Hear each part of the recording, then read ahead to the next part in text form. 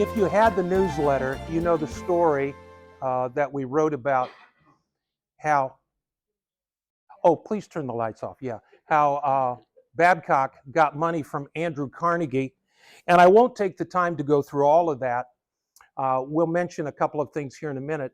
But the story of that is absolutely, oh, amazing. So, yes, that's good. And I apologize, we got all this light here too. So, have I got this thing on? There we go. So the first Sycamore Hall, this pencil drawing actually came out of the Fort Wayne newspaper that I found from 1905. This was the original Maple Grove Mennonite Church that sat down on County Line. They built a brick building, which is now home to Gary Lambright. It's still standing out there. This building they bought for $500, drug it a mile north to what was called Sycamore Corners because there was this huge sycamore tree there, and that's where they met. Now, when I was in high school, I remember that building had gotten moved into town and it sat behind Tommy Nelson's garage. And I regret that I didn't take a picture of it, but I do remember the broad boards. So they moved a mile north and they met there. But they were meeting every week. They had all sorts of things going on, and they just grew. They needed a larger facility. So actually what happened is that Babcock is good friends with Charles Fairbanks, who is an Indiana senator, and this is in the newsletter. Fairbanks tells him, you need to get with some people who've got money. Well, one day Babcock's reading the paper, it's a Chicago paper, and he reads about the trial in Cleveland of Chadwick. I'm trying to talk too fast and I'm getting my mix all talked up. So he reads about this because Cassie Chadwick put herself off as the illegitimate child of Andrew Carnegie. Greedy bankers during the Gilded Age of the 1890s were lining up to loan her money at exorbitant interest rates, fully convinced that if she defaulted, Carnegie would pay him off. She defrauded these banks of millions of dollars, and what Charles Ponzi did was a close second with the Ponzi scheme, but she was the queen of scam. So Babcock is reading the Chicago paper, I presume here in Topeka. I haven't found that out. Here's about the trial. Carnegie's giving lots of money to communities to build libraries. So here's a man with means, because Fairbanks, who went on to become vice president of the United States with Teddy Roosevelt, said, you need to get with people with money. What interested me is I always wondered, because I found newspaper clippings of where Babcock went to the White House and met with Teddy Roosevelt. And there is something in one of our Historical Society books that Maggie Glick put together of the letter that Teddy Roosevelt wrote commending Babcock and Topeka on what they were doing. Now, whatever happened to that letter, I don't know. I wish I did. But it would have been Fairbanks, who was the Indiana senator, becomes the vice president of the United States, who would have been Babcock's in to get in with Teddy Roosevelt. Well, backing up, Babcock's reading about this trial. Presumably, Carnegie has been subpoenaed as a witness. The wheels begin to turn, so Babcock gets a hold of his brother William, who is a judge in the Cleveland area. William knows the people who are going to be hosting Carnegie, and they set up a meeting. So Babcock had this private meeting, and in the newsletter, if you don't have one of these, make sure you pick up a copy because it's fascinating, the dialogue that went on. And I found this in the 1905 newspaper article because on the dedication, which would have been Friday, it goes through this whole conversation that they had. So that became the connection. Well, I told you some of the story, and I found actually one of the fraudulent banknotes that she had forged. And see, Babcock thought Carnegie's going to come because he wants to see this woman who has passed herself off as his illegitimate daughter. Whether they actually ever met, I don't know. She was an interesting gal. At one point went to prison for prostitution, ultimately went to prison over uh, this scheme. What was interesting to me is that she was such a celebrity that when she was sent to the penitentiary in Columbus, Ohio, the warden allowed her to bring some of her own clothes and some of her own furniture. She eventually died, and she's buried in Canada. So, found this in the Journal Gazette from 1905, the announcement in October that they were going to dedicate Sycamore Hall, which would have sat almost directly across the street to where Save-A-Lot is right now. That's a picture of the inside. That's off of one of the postcards. And imagine, 1905, it was interesting in the conversation that Carnegie had with Babcock. He wanted to know how big is Topeka, and he says, well, what is it? Let me look it up here. It's interesting. 400, now I should be able to, I wrote this, so I should be able to find it right away, but I can't. Well, it was like 426, counting 2 children that were just born within the last couple of weeks. And they build an auditorium that seats 550 people. State of the art. Just absolutely amazing. I got this postcard, and I apologize, I can't control the sun, but if you can see, that's Sycamore Hall right there. This would have been taken from the 4th floor of the Parks building, because it would have still had the 4th floor at that point. Give you an idea of what downtown Topeka looked like. So what an amazing thing. There's the newspaper article that I found. You can see it, front page, and then most of page 11. The detail is absolutely amazing. The newspaper doesn't tell us who the reporter was that wrote the article, but the detail is just a treasure for us today to be able to have that. So, and you can see that I like scanners and graphics. So I use that. You'll see this in the newsletter. And this is where I got the first pencil drawing. And the artist would have, and the people who came to cover this event, that building would have still been standing. So we can be pretty confident that that's a pretty good representation of what the building really looked like. Interesting thing, as a part of the celebration, there was this gal here, Jessie McDonald. Come on here. And it doesn't want to work. Okay, I broke it. Jessie McDonald. This is a picture out of the newspaper called it the Mennonite College in Goshen. And Jessie McDonald was one of the instructors, and she came and played as a part of things. And I took this out of the news. Following the invocation, piano selections were excellently interpreted by Miss Jessie McDonald, instructor in music at the Mennonite College in Goshen. I became so intrigued by the people who were here. And why isn't this thing working now? Because that's going to create a problem. Okay.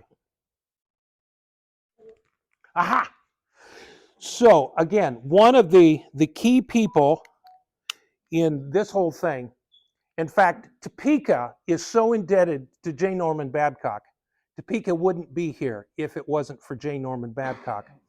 I found this online. He served in the Indiana General Assembly in 1897, and his picture is right there. So I cut it out and enlarged it. Uh, there's a newspaper clipping of him later. Does anybody know where this house is?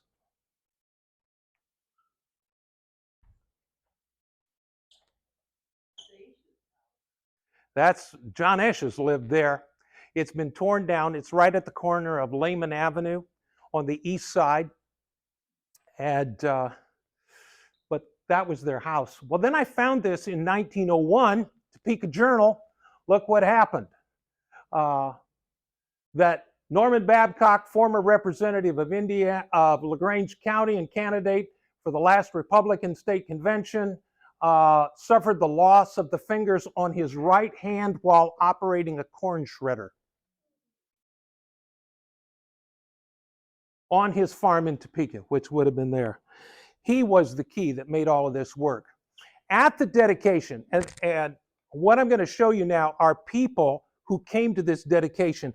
I was absolutely astounded at the dignitaries that were here. Remember, 1905. Governor Frank J. Handley. We don't know how he got to Topeka.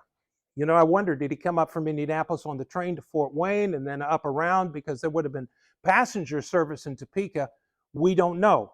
Did he come up just for the day? Did he stay overnight like James Whitcomb Riley did? We don't know. But he was a crusader against alcohol. He was a big prohibitionist. And you can see some of the things that were there. He was described very much as a revivalist, which, you know, as a pastor, I thought that's fascinating. What a term to call one of these crusaders to get rid of alcohol. So in 1916, so this would have been 11 years after the dedication, he joins the Prohibition Party and was actually their candidate for president. Tragically, he died as a result of his injuries when the car that he was riding in was struck by a train in Ohio. An amazing man. And he came to Topeka. I don't know if the governor of Indiana, any governor of Indiana, has ever come to Topeka, but Handley did. Congressman Gilbert Newton, interesting fellow. Here's some about him. He was born in Ohio, moved to Steuben County. He was the 25th Lieutenant Governor of Indiana. He held that office from 1901 to 1905, so he would have been just finishing his term, and he was running for the Congress, and he had won in 1904. What I also thought was interesting, that for the period of about a month, he was appointed as the governor of the Philippines and was there. He's actually buried in Angola. Another one of the dignitaries that was here. Frustrating thing for me is I have looked and looked and looked and have been unable to find a picture of William Augustus Babcock. That'd be Jay Norman's brother, who's the judge in Ohio. And, well, inquiring minds want to know. I will find it eventually, because it just bugs me that I couldn't find his picture. It's got to be out there somewhere. He's 5 years younger than J. Norman Babcock. And he serves 4 terms in the Common Appeals Court there in the Cleveland, Ohio area. He actually, and here's the newspaper clipping that I did find, got pneumonia and was hospitalized and eventually died. There were a number of judges here, and I'd originally read that there were judges here, but through the Fort Wayne newspaper article, I found names. Well, then if you find names, who were these guys? So I was amazed at what I found, and I went out, found this guy's picture. He was from Ohio, went to Wesleyan University, which is now Indiana Wesleyan, I believe, moved to Goshen.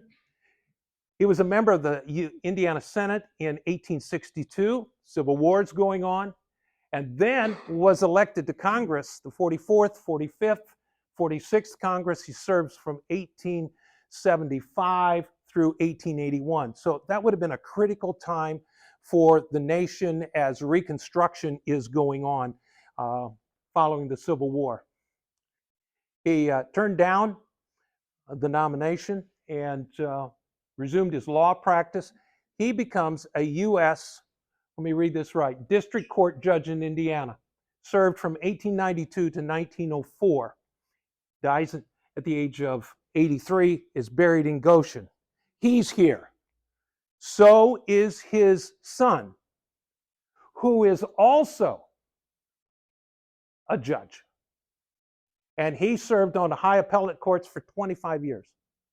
I thought, how amazing it is that father and son judges come to Topeka for the dedication of Sycamore Hall. He went to school at Indiana University and also the University of Michigan, practiced law, married in 1888 to a gal from Goshen. They had 3 kids. He's also buried in Goshen. I thought, how interesting. Father and son judges are here. James Dodge really intrigued me. And I put a lot of copy up here because he was a fascinating guy who was here. And if you'll permit me, let me just read some of this for you. So he's born in Monroe County, Ohio, 1846. When he's 3 years old, the family moves to Elkhart County in 1850. His mother and father die. He's orphaned at the age of 10. He moves back to Ohio, lives with some of the Shaw family, and that would have been very common in those days. Had their parents died, that a child would have been sent to live with relatives. 1863, he joins the Army. Civil War. He goes in at age 17 as a private. He's in the Company M of the 3rd Ohio Cavalry. Joins his regiment on September 17th. Next day, he gets a baptism of fire in the Battle of Chickamauga. And he fights there. Gets a saber wound, but that doesn't stop him. He keeps on. And you can see these battles that he participated in: Missionary Ridge, Rocky Face Ridge, Snake Creek Gap, Big Shanty, Crenshaw Mountains, Peachtree Creek, and others, along the march to Atlanta. He's again wounded in Atlanta, and he participates in the raid on the Andersonville prison. If any of you have an opportunity and you're down in that area to go through the Andersonville prison, I would really encourage you to do that. One of the great stories of the Andersonville prison, sanitary conditions were so horrible. There was no fresh water, and the men were dying in droves of dysentery. And the men get together and they prayed. And this is part of the National Park Service presentation. They got together and prayed that God would send them fresh water. And the next day, an artesian well popped up that they called Providence Spring, and they had fresh water. Amazing answer to prayer. So he's involved in the pursuit of Jefferson Davis, has a horse shot out from under him. Tennessee, he's honorably discharged, musters out as a sergeant at the age of 19. He comes back to the Elkhart area. He practices medicine, and I won't read all of that, but he begins to have problems with his hands, so he becomes a lawyer, and became a judge 1904 through 1911. Was very active in the Republican Party, and some of the things that I found, he was a very forceful speaker and worked in a lot of causes, and became a lawyer and circuit court judge in the 34th Judicial District. He's here in Topeka too. I have not figured out what was the connection that got all of these people here, other than Babcock was such a dynamic individual. He was very active in the Republican Party. And that's the only thing I can think of that was the link to get these people here. But again, every time I go through this, the more I put it together, the more amazed I was that you've got these people here in Topeka. We all know about Jacob Strauss. I love the story that Galen Yoder told me about his, I believe it was great-grandfather. One day, this young man comes by, the stereotypical hobo with a knapsack over his back, says to Mr. Yoder, I'm going to stay in your barn tonight. He says, no, you're not. Yeah, I'll stay in your barn. I won't be any trouble. He said, no, you won't stay in my barn. I have a bedroom in my house. You'll stay there. Now, who today in their right mind would take somebody into their home that's just walking by your place? But Yoder did. Helps this young man get a team of horses and a wagon. He starts buying and selling things. Ultimately, this same young man, Jacob Strauss, ends up being a banker in Ligonier. And Babcock tells the story that when they tried to borrow $500 to buy the old Maple Grove building and move it a mile north of town, they borrowed it from Strauss. And at the dedication, he makes a joke and said it was harder to get the $500 out of him to buy the old building than it was to get the donation of $4,000 for Sycamore Hall. But just an amazing man. That house is still standing. And what I thought was interesting, this Jewish rabbi, one of the foremost rabbinical scholars in the country at the time, from what I've researched, was here in Topeka that day. Now, I presume he would have come down on the Wabash Railroad, come to Topeka on the train. He was an interesting guy. We could talk a lot about him tonight, but I don't want to keep you here till midnight. But he was a reformer, and I thought, how radical. One of the things that he was proposing is that they move Sabbath services to Sunday because of the American work week. Some parts of the world, that would get you stoned. That didn't happen. John Stoll really has some ties to this area because of Noble County, and I don't know if you can read this, but he really was a rags to riches story. Born in Germany, comes here, things were tough. He managed to buy his first newspaper when he's 17 years old, and it was the Johnstown Independent. The paper failed because of the Civil War. You can imagine how difficult things were in the economy. And he lost it all. Comes to Noble County, 1865. He establishes the Ligonier National Banner. I don't know how long that was published. He went on to found the Press Association of Northern Indiana. He had printing company in South Bend. He was a mover and shaker in the printing business.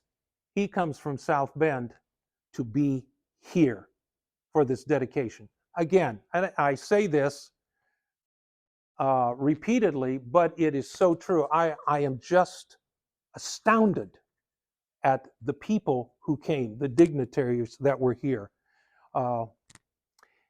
And the Hoosier poet, James Whitcomb Riley. James Whitcomb Riley had a policy that he would not go to dedications and things like that.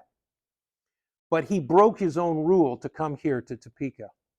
And the 1905 Fort Wayne article describes that he was in rare form.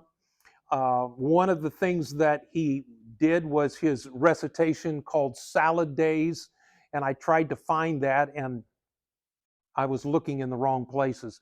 But he moderated a number of the meetings, and then that night he stayed in the Rudy Miller house. So Rudy Miller is married to Babcock's daughter, Alma.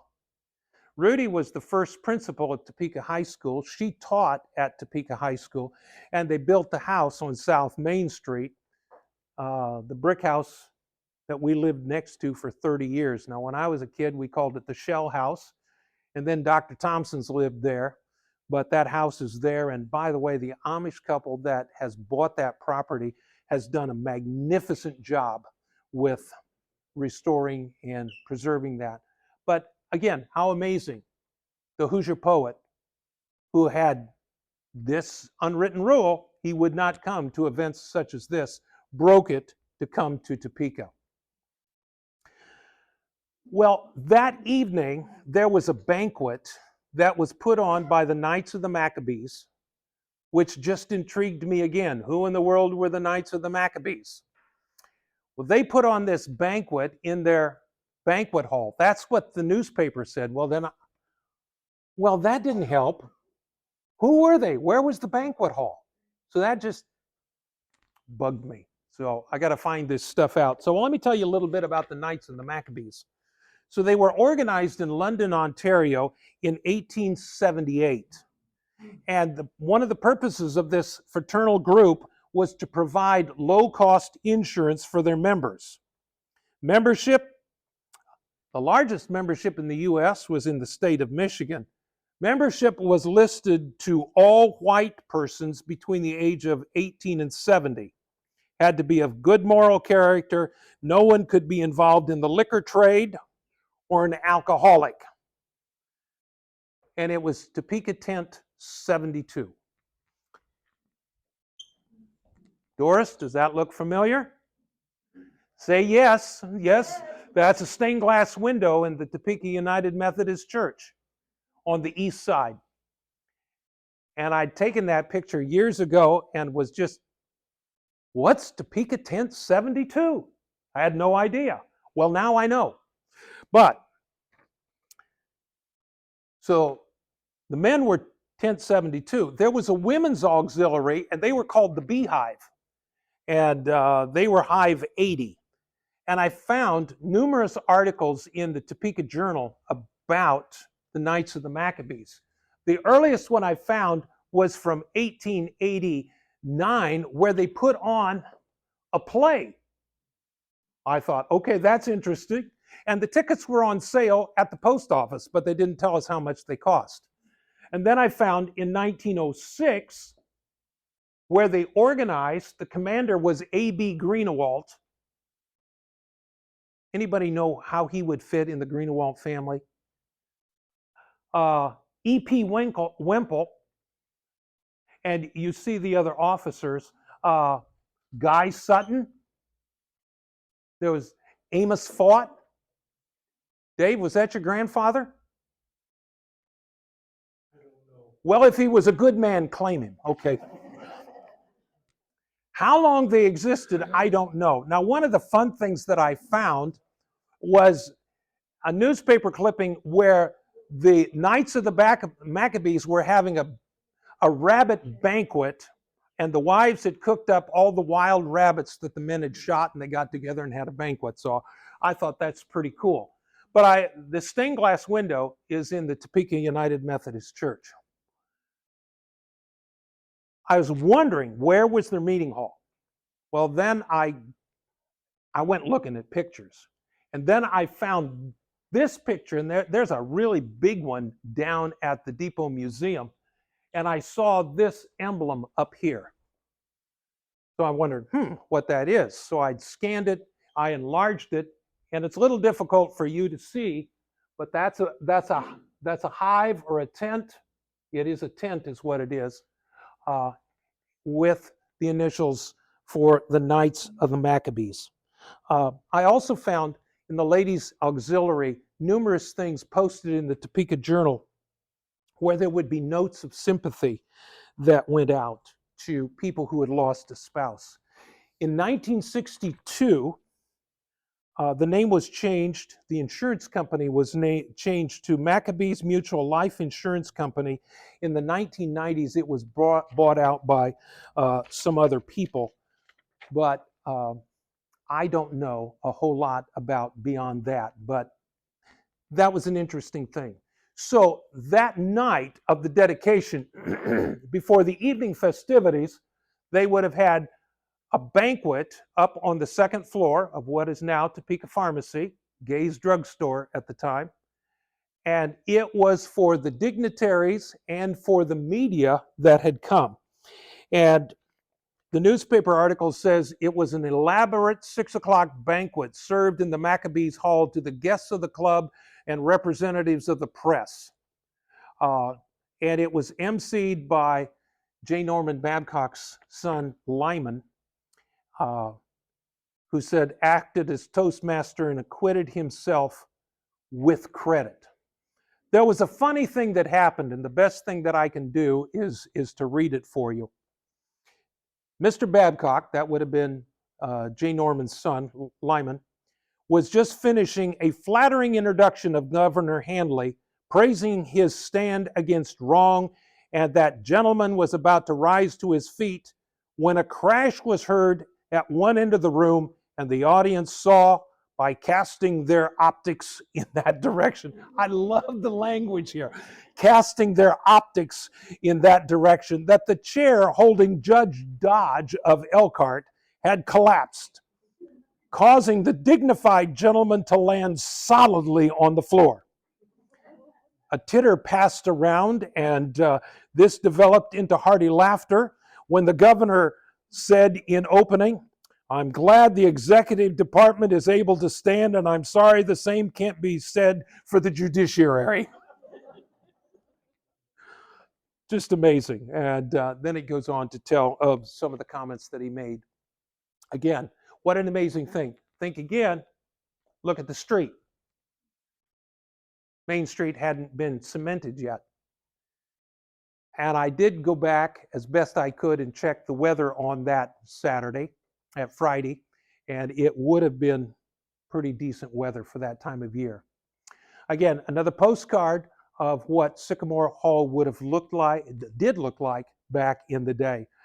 The tragedy is that we know that in 1915, it burned to the ground. The janitor had gone in it had 2 furnaces and had fired up the furnaces because a group from Ligonier was coming here to put on a performance that night. And unfortunately, it burned to the ground. The amazing thing about the people of Topeka is they immediately went to work to rebuild. And many of us remember the Sycamore Hall that they built. Over on the table, there was a commemorative tintype that was made with Strauss. I'm interested in how Strauss is spelled on here, because that's not the way you see it spelled in many places. But also Andrew Carnegie. These 2 men were significant in raising the majority of the money to build that magnificent Opera Hall literary building. Again, what an amazing day. And the LaGrange Standard described it. Let me just end by what the LaGrange Standard had to say, because I thought this was just amazing. It was a most unusual dedication, possibly without parallel in the United States. A $10,000 opera house in a village of less than 500 population, dedicated to the use of literary society, to the intellectual development in general, by the governor of the state, America's greatest poet, and other distinguished men, and the 2 gifts of wealthy men, one of whom had not heard of the Hawpatch, the Garden of Eden, and Sycamore Corners until successfully interviewed by the moving spirit of the whole affair, James Norman Babcock. The day ended with R.L. Thompson, on behalf of the Sycamore Literary Society, presenting J. Norman Babcock with a leather chair, just an upholstered leather chair, and recognizing him as the father of the whole society. So it was truly an amazing day in Topeka, one like no other.